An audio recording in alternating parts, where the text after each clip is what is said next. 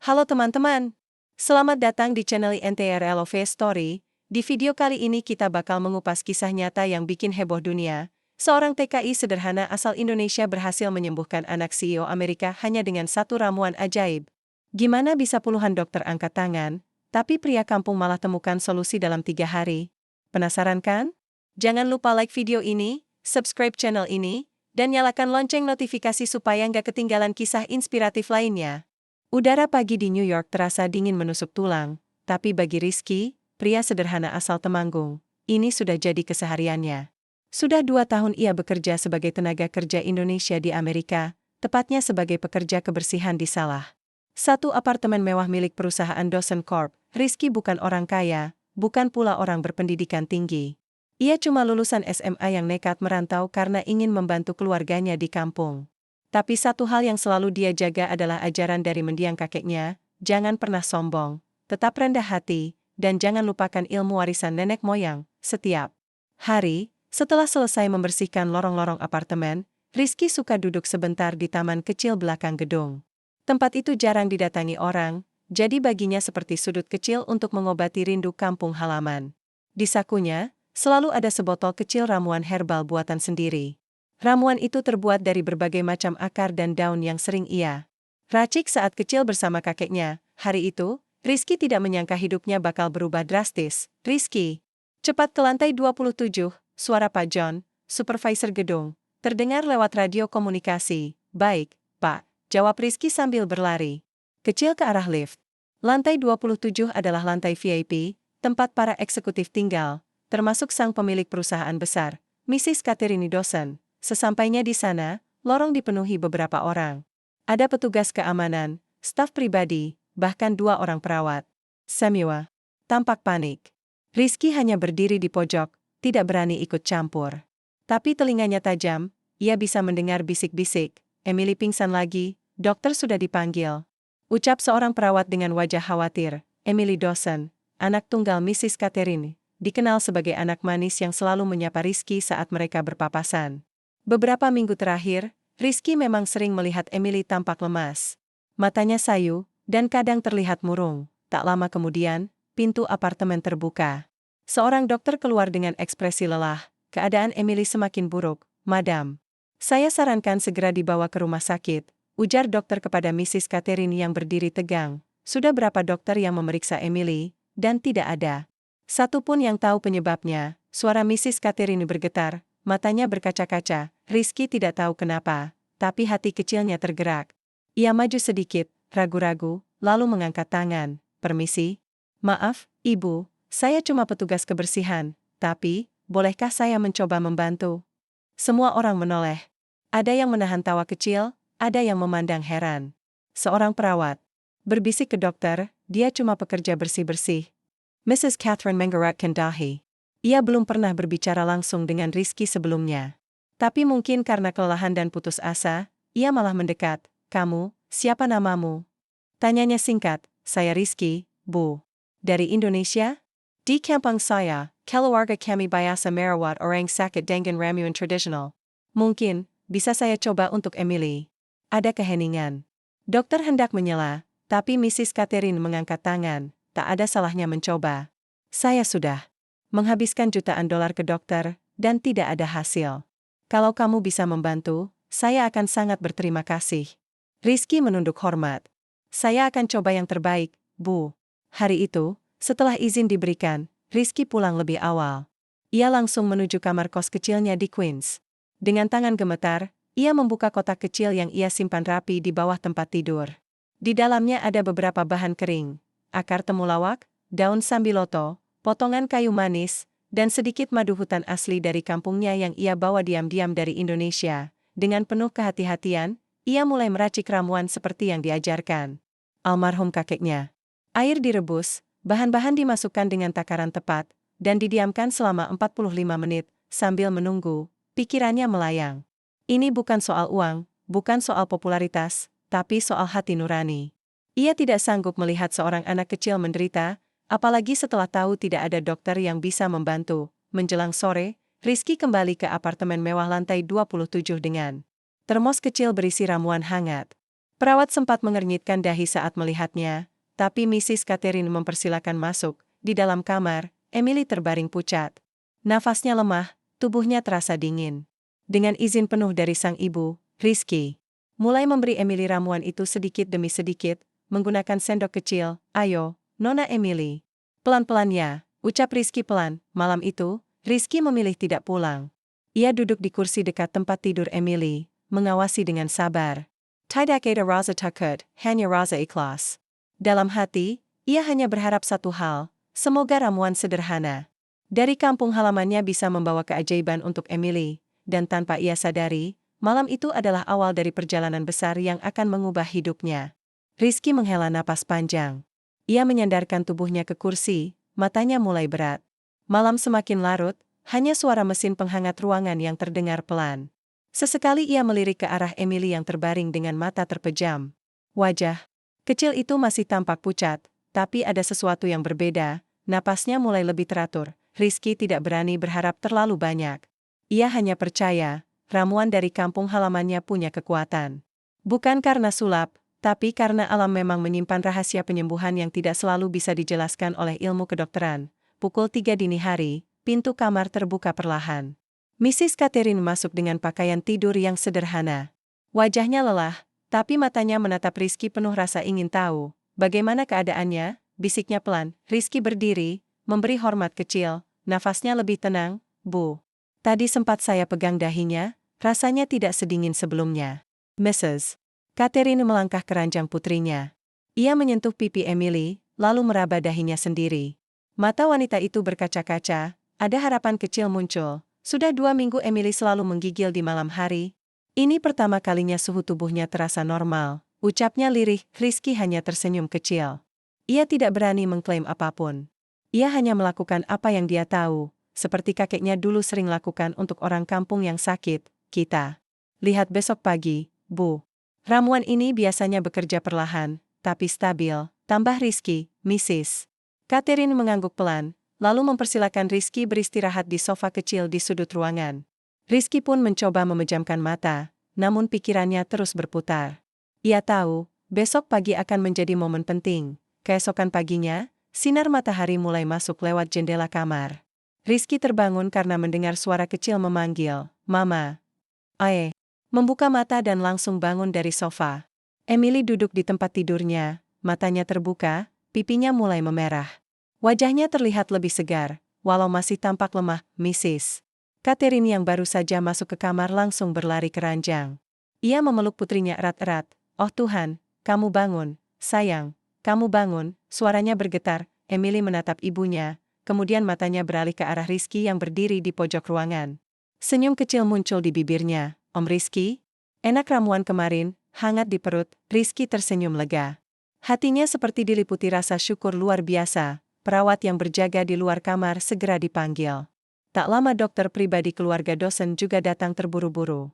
Pemeriksaan dilakukan dengan teliti, dari tekanan darah, suhu tubuh, detak jantung, hingga pemeriksaan mata dan refleks. Hasilnya mengejutkan semua orang. Luar biasa, ini pertama kalinya sejak 2 bulan terakhir kondisi Emily membaik drastis.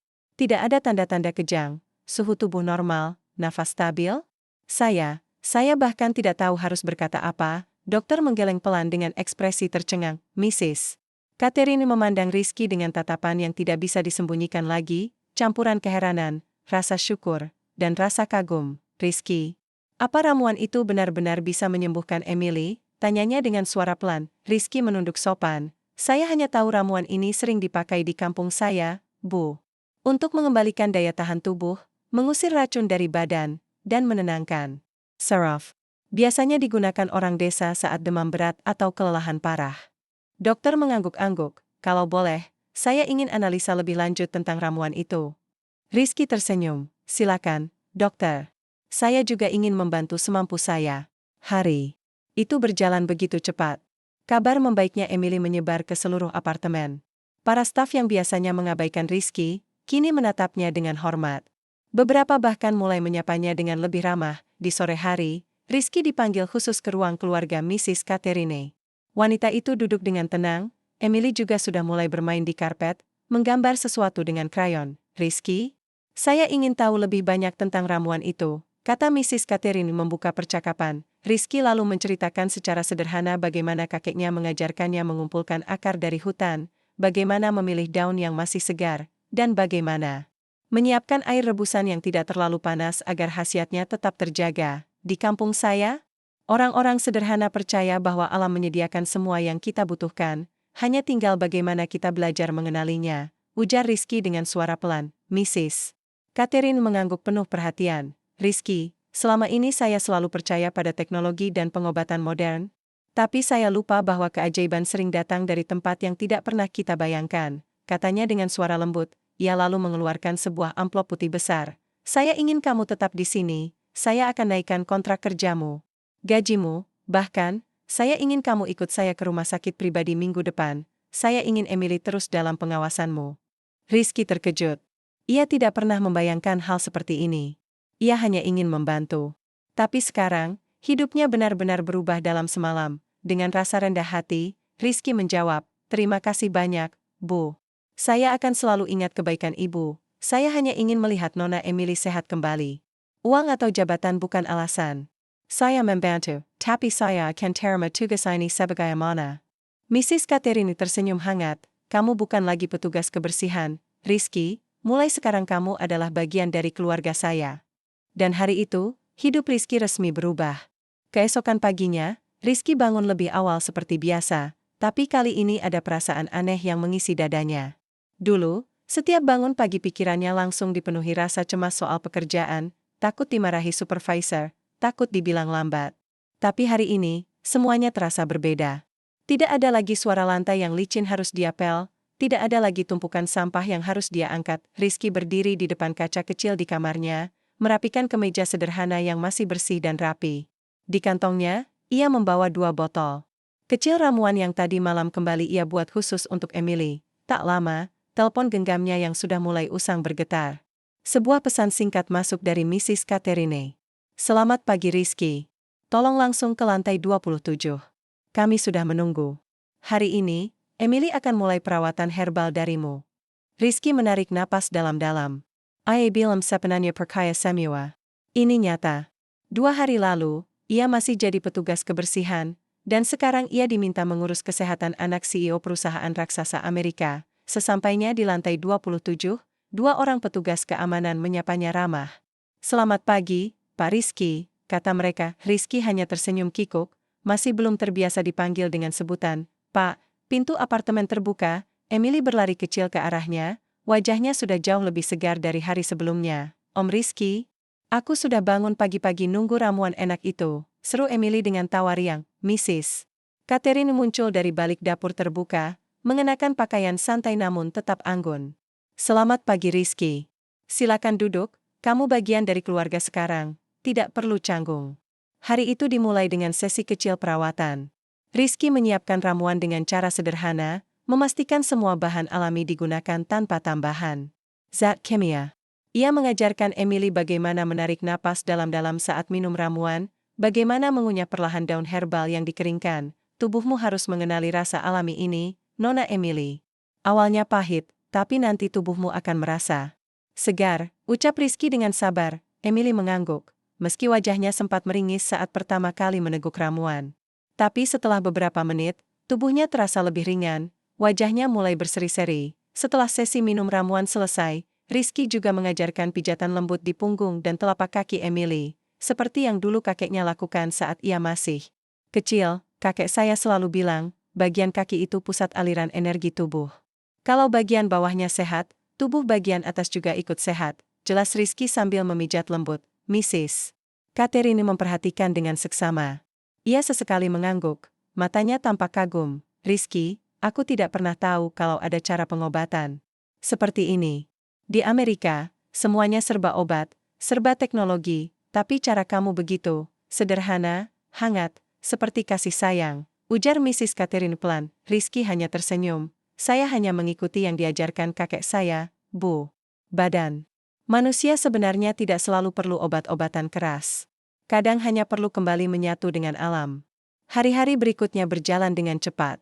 Setiap pagi Rizky datang membawa ramuan hangat, Setiap siang ia menemani Emily melakukan sedikit olahraga ringan, seperti berjalan di taman apartemen, menghirup udara segar, bahkan terkadang mengajari permainan tradisional dari kampung halamannya. Emily semakin sehat. Wajahnya kembali berseri, nafsu makannya meningkat, tidur malamnya lebih nyenyak. Para perawat yang awalnya ragu mulai sering menatap Rizky dengan kagum. Bahkan dokter keluarga dosen beberapa kali meminta izin untuk membawa sampel ramuan Rizky ke laboratorium. 3 minggu setelah perawatan, Emily dinyatakan bebas dari gejala penyakit misteriusnya. Tubuhnya kembali bugar, dan senyumnya tidak pernah absen setiap pagi. Suatu pagi, saat Rizky sedang membuatkan minuman herbal di dapur, Mrs. Katerini datang menghampirinya dengan sebuah map besar. "Rizky, aku sudah memutuskan sesuatu," katanya. Sambil meletakkan map itu di meja, Rizky menoleh, bingung. Di dalam sini ada 2 hal. Pertama, surat resmi pengangkatanmu sebagai karyawan khusus dosen Corp dengan gaji 10 kali lipat dari sebelumnya. Kedua, aku ingin kamu ikut aku dalam program sosial yang akan kita bangun. Rizky tertegun, tidak bisa berkata apa-apa. Mrs. Katerina melanjutkan, kamu bukan hanya menyelamatkan anakku, Rizky. Kamu membuka mataku tentang kebaikan dunia yang sering kami lupakan. Aku ingin kita membawa ilmu ini ke lebih banyak orang. Kita akan membuka pusat pengobatan alami, menggabungkan ilmu modern dengan tradisi kuno dari negaramu. Rizky masih terdiam, jantungnya berdegup cepat. Ayah hanya orang kampung, hanya pekerja sederhana. Tapi sekarang, di hadapannya terbentang kesempatan besar. Ia mengangguk perlahan, matanya berkaca-kaca. Saya siap, Bu. Saya akan jalankan amanah ini, demi Nona Emily, demi orang-orang yang membutuhkan, dan demi mengenang kebaikan kakek saya, jawabnya tulus. Mrs. Catherine tersenyum lebar. Selamat datang di kehidupan barumu, Rizky. Dan sejak hari itu, babak baru kehidupan Rizky pun dimulai. Bukan lagi sebagai pekerja kebersihan, tapi sebagai pembawa harapan. Sebagai pembawa harapan, beberapa hari setelah resmi menerima tawaran dari Mrs. Catherine, Rizky mulai menjalani pelatihan khusus. Walau sudah menguasai ramuan tradisional dari kampungnya, ia tetap merasa perlu belajar lebih dalam tentang kesehatan. Terutama agar bisa berkomunikasi lebih baik dengan para dokter dan perawat profesional. Setiap pagi, Rizky mengikuti kelas daring yang disiapkan oleh tim dosen Corp. Ia belajar tentang anatomi dasar tubuh manusia, mengenal istilah medis sederhana, hingga cara menyusun pola makan sehat untuk anak-anak seperti Emily. Semua pelajaran itu membuatnya semakin percaya diri. Di sela-sela waktu belajarnya, Rizky tetap rutin membuatkan ramuan untuk Emily. Hubungan mereka semakin dekat. Emily sering bercerita tentang sekolahnya, teman-temannya, bahkan mulai tertarik mendengar cerita tentang kampung halaman Rizky. Om Rizky, kapan aku boleh main ke kampung Om? Tanya Emily sambil duduk di taman kecil apartemen. Rizky tersenyum. Suatu hari nanti, Nona. Kalau ibu kamu izinkan, saya akan ajak kamu lihat sawah, sungai, dan hutan tempat saya tumbuh. Emily mengangguk semangat, matanya berbinar. Di saat bersamaan, Mrs. Katerini datang menghampiri membawa sebuah map berwarna biru. Ia duduk di sebelah Rizky, wajahnya terlihat serius namun penuh semangat. Rizky, hari ini aku ingin membahas misi pertamamu, katanya membuka percakapan. Rizky menegakkan tubuhnya, memperhatikan penuh rasa ingin tahu. Beberapa hari terakhir aku mendapat banyak pesan dari rekan-rekanku. Salah satunya dari sahabat baikku, Lisa S1 MCHE Pronunciation Arthur. Dia adalah istri dari CEO perusahaan tekstil besar di Chicago. Putranya, Jonathan, sudah sakit selama 2 bulan lebih, dokter pun masih belum menemukan penyebab pastinya, jelas Mrs. Catherine. Iya. Melanjutkan dengan nada serius, Lisa tahu tentang kesembuhan Emily, dan dia meminta bantuanmu. Rizky diam sejenak, mencerna kalimat itu. Hatinya campur aduk. Ada rasa bangga tapi juga ada rasa tanggung jawab yang begitu besar. Apakah saya harus ke Chicago, Bu? Tanyanya, Mrs. Catherine mengangguk mantap. Ya, aku ingin kamu berangkat besok. Aku sudah mengurus tiket pesawat. Penginapan, semuanya sudah disiapkan. Tim medis dari dosen Corp juga akan menyertaimu. Tugasmu hanya fokus pada perawatan alami untuk Jonathan. Rizky menarik napas panjang. Ia tidak pernah membayangkan hidupnya bisa sejauh ini, terbang ke kota besar lain di Amerika, dipercaya membantu anak dari keluarga penting. Dengan suara pelan namun penuh keyakinan, Rizky menjawab, saya siap, Bu. Saya akan berikan usaha terbaik saya. Keesokan harinya, Rizky berangkat ke Chicago bersama 2 orang perawat pendamping. Mereka dijemput oleh sopir pribadi keluarga S1MCHE Pronunciation Arthur di bandara, lalu diantar ke rumah besar yang terletak di pinggir kota. Dikelilingi pepohonan hijau, saat pertama kali memasuki rumah itu, Rizky merasakan suasana yang tidak jauh berbeda seperti di rumah keluarga dosen dulu. Besar, megah, tapi terasa sepi dan tegang, Mrs. Lisa S1MCHE Pronunciation Arthur menyambut mereka dengan ramah. Namun wajahnya terlihat lelah. Ia langsung membawa Rizky ke kamar Jonathan. Jonathan, bocah laki-laki berusia 9 tahun, terbaring di ranjang dengan selimut tebal. Wajahnya pucat, tubuhnya tampak kurus, matanya tampak lemah. Di sudut kamar terdapat alat-alat medis, tanda bahwa anak itu sudah melalui berbagai pengobatan modern. Dokter bilang dia kelelahan, susah makan, dan badannya lemas terus. Aku sudah coba semua vitamin, semua perawatan, tapi tidak ada hasil, kata Lisa dengan mata berkaca-kaca. Rizky mendekat perlahan, mengamati dengan teliti. Ia memegang pergelangan tangan Jonathan, merasakan denyut nadinya, lalu memegang telapak kaki anak itu. Matanya meneliti setiap reaksi tubuh si bocah, dalam hati. Rizky membatin, tanda-tandanya mirip dengan kondisi Emily waktu itu. Tubuh yang tidak mampu menyerap nutrisi dengan baik, peredaran energi dalam tubuhnya seperti terhambat. Rizky lalu meminta izin untuk mulai menyiapkan ramuan. Ia meminta perawat membeli beberapa bahan tambahan di toko organik terdekat. Ia ingin membuat ramuan hangat untuk menguatkan pencernaan Jonathan, serta ramuan kompres untuk memperbaiki peredaran darah. Malam pertama perawatan dimulai. Rizky dengan tenang menyuapi Jonathan ramuan hangat, lalu melakukan pijatan ringan di punggung dan telapak kakinya. Lisa hanya memperhatikan dari sisi kamar, sesekali menyeka air matanya yang menetes. Anakku belum pernah terlihat setenang ini. Selama berminggu-minggu, bisiknya lirih. Rizky hanya tersenyum kecil, pelan-pelan. Bu. Tubuh Jonathan akan mulai bereaksi. Biasanya malam pertama akan lebih banyak tidur, itu pertanda baik. Dan benar saja, malam itu Jonathan tidur nyenyak. Tanpa rewel, tanpa gangguan. Napasnya lebih teratur, wajahnya lebih rileks. Keesokan paginya, saat Rizky datang membawa ramuan pagi, Lisa menghampirinya dengan senyum sumringah. Dia bangun dengan nafsu makan. Rizky, dia bahkan minta sarapan, ucap Lisa terharu. Rizky merasa dadanya hangat. Ini adalah misi pertamanya di luar, dan keajaiban mulai menunjukkan hasilnya. Perjalanan Rizky di dunia pengobatan alami baru saja dimulai, dan ia tahu, ini baru langkah kecil dari perjalanan panjang yang menantinya. Hari-hari Rizky di Chicago berjalan dengan cepat. Setiap pagi ia rutin menyiapkan ramuan hangat untuk Jonathan, kemudian membimbing anak itu dengan sesi pijatan ringan dan latihan pernapasan sederhana. Dalam 3 hari saja, perubahan besar mulai terlihat. Jonathan yang sebelumnya selalu murung, kini mulai tersenyum dan bahkan bercanda dengan ibunya. Nafsu makannya perlahan membaik, tubuhnya mulai menunjukkan tanda-tanda pulih. Suatu sore, setelah sesi perawatan, Mrs. Lisa memanggil Rizky untuk berbicara di ruang tamu. Di sana sudah duduk seorang pria paruh baya berpakaian rapi. Wajahnya tegas namun tampak lelah. Rizky, kenalkan ini suamiku, Mr. Thomas S1MCHE Pronunciation Arthur, kata Lisa memperkenalkan. Thomas mengulurkan tangannya ke arah Rizky. Saya sudah banyak mendengar tentang Anda. Saya benar-benar berterima kasih karena dalam waktu singkat kondisi putra saya jauh lebih baik. Rizky tersenyum sopan. Saya hanya berusaha membantu sebisanya, Pak. Selebihnya tubuh Jonathan sendiri yang berjuang.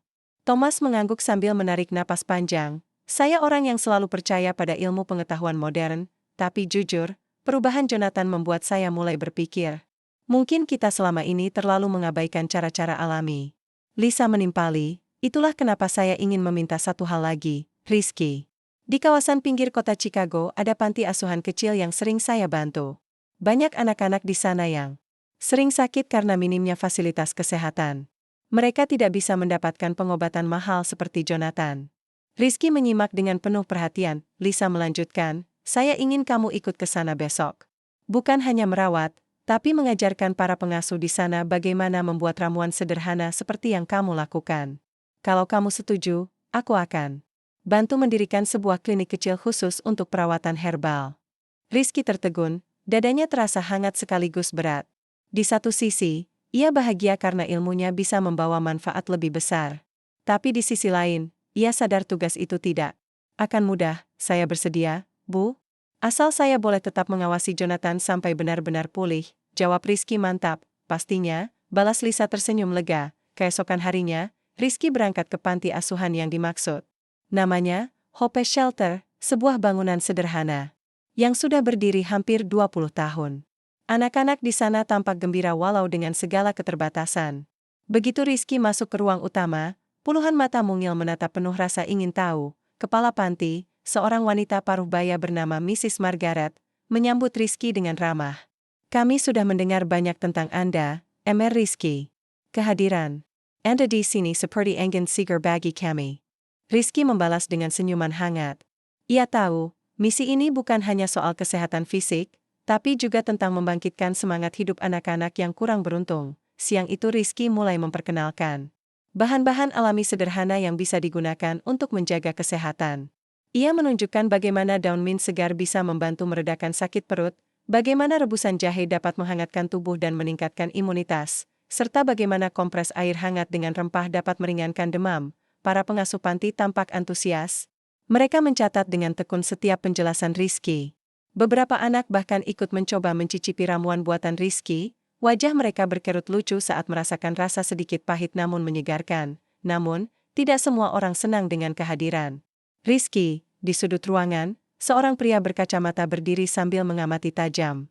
Namanya Dr. Henry, seorang dokter dari klinik kesehatan setempat yang biasa membantu panti secara sukarela. Setelah sesi berakhir, ia mendekati Rizky. Anda sepertinya sudah jadi pahlawan dalam sekejap. Ya, Emer Rizky, kata Dr. Henry dengan nada tajam. Rizky menjawab sopan. Saya hanya berbagi ilmu sederhana, dokter. Tidak lebih. Dr. Henry menatapnya tajam. Saya menghargai metode tradisional, tapi jangan lupa bahwa kesehatan juga butuh dasar ilmiah. Saya tidak ingin anak-anak di sini jadi kelinci percobaan. Rizky menatap pria itu dalam-dalam, mencoba tetap tenang. Saya paham kekhawatiran Anda, dokter. Saya juga menghargai pengobatan modern. Tapi mungkin kita bisa bekerja sama. Saya tidak akan mengambil alih peran medis. Saya hanya ingin mereka juga merasakan manfaat dari alam. Dr. Henry Mendengas Pellon, lalu berjalan pergi tanpa berkata apa-apa lagi. Di saat seperti itu, Rizky menyadari bahwa perjalanan barunya tidak akan selalu mulus. Akan ada tantangan, akan ada keraguan. Tapi ia yakin, selama niatnya tulus dan tujuannya membantu, semua rintangan bisa dilewati. Saat sore tiba, anak-anak berkumpul di taman kecil depan panti. Rizky mengajari mereka permainan tradisional dari kampungnya, tertawa bersama, bercanda tanpa beban. Mrs. Margaret mendekat, suaranya bergetar. Saya tidak tahu bagaimana membalas kebaikan Anda, Rizky. Hanya dalam satu hari, suasana panti ini terasa jauh lebih hidup. Rizky hanya menggeleng pelan. Saya tidak butuh balasan, Bu. Cukup lihat senyum mereka tetap ada, itu sudah lebih dari cukup. Hari mulai gelap, namun semangat baru telah tumbuh di Hope Shelter. Rizky tahu, perjalanannya masih panjang. Tapi, ia siap. Siap membawa cahaya ke tempat-tempat yang lama terabaikan. Siap menghadapi tantangan, termasuk dari mereka yang meragukannya. Hari-hari Rizky di Chicago semakin padat. Setiap pagi ia mengawasi kondisi Jonathan yang terus membaik, setiap siang ia mengajar para pengasuh di Hope Shelter, dan setiap malam ia menyusun catatan pribadi tentang setiap perubahan yang ia temui. Catatan itu tidak hanya berisi resep ramuan, tetapi juga kisah-kisah tentang anak-anak, tentang tawa yang kembali muncul, tentang harapan yang perlahan menyala. Beberapa minggu berlalu, Jonathan akhirnya dinyatakan pulih total oleh dokter Barat. Badannya naik, nafsu makan membaik, tubuhnya kembali bugar. Mrs. Lisa dan Mr. Thomas Tak berhenti menggikap Terma Casey. Mereka bahkan menyelenggarakan pesta kecil untuk merayakan kesembuhan Jonathan dan mengundang Rizky sebagai tamu kehormatan. Di sisi lain, Hope Shelter pun mulai berbenah. Dengan bantuan dari keluarga S1 MCHE Pronunciation Arthur dan jaringan Dosen Corp, mereka mulai membangun ruang khusus kesehatan alami. Di dalamnya tersedia berbagai rempah-rempah, tanaman herbal segar, bahkan kebun kecil di halaman belakang yang digunakan untuk menanam tanaman obat sederhana. Rizky berdiri di tengah ruangan baru itu, memandang sekeliling dengan mata berkekakaka. Ia tidak pernah membayangkan seorang pria biasa dari kampung bisa membawa perubahan sejauh ini. Dulu ia hanyalah pekerja kebersihan yang nyaris tak diperhatikan, kini ia menjadi penghubung antara dua dunia, dunia modern dan dunia tradisional. Suatu sore, Rizky duduk di taman Hope Shelter. Angin sepoi-sepoi meniupkan aroma dedaunan segar. Di sampingnya duduk Mrs. Margaret yang tampak jauh lebih ceria dari hari pertama Rizky datang. Rizky, kamu tahu. Dulu saya hampir menyerah. Anak-anak sering sakit, kami tidak punya cukup biaya untuk ke rumah sakit, rasanya hanya bisa pasrah. Tapi sejak kamu datang, semuanya berubah. Aku melihat lagi anak-anak berlari, tertawa tanpa rasa sakit, kata Mrs. Margaret sambil tersenyum. Rizky tersenyum simpul. Saya hanya membawa apa yang saya tahu dari kampung, Bu. Mungkin selama ini dunia terlalu sibuk mengejar kemajuan sampai lupa, alam juga menyediakan banyak keajaiban. Malam itu Rizky berjalan menuju kamar penginapannya. Di tengah perjalanan, ponselnya berdering. Nama Mrs. Catherine terpampang di layar. Selamat malam, Bu Catherine, sapa Rizky ramah. Selamat malam, Rizky. Saya dengar dari Lisa dan Margaret tentang perkembangan luar biasa di sana. Saya bangga padamu, suara Mrs. Catherine terdengar hangat. Dan saya punya kabar penting. Saya ingin kamu kembali ke New York. Dosen Corp ingin mendirikan pusat pengobatan alami yang dipimpin oleh kamu. Rizky terdiam sejenak, mencoba mencerna ucapan itu. Saya tahu ini mungkin terdengar besar, tapi kamu tidak sendiri. Kami akan mendukungmu penuh. Akan ada tim dokter yang bekerja sama denganmu. Ini tentang menggabungkan dua dunia, modern dan tradisional, untuk membantu lebih banyak orang, lanjut Mrs. Catherine. Perasaan Rizky campur aduk. Ia merasa terhormat, namun juga sadar akan tanggung jawab besar di depannya. Namun satu hal yang membuatnya yakin, selama ini semua berjalan karena ketulusan hati. Saya siap, Bu.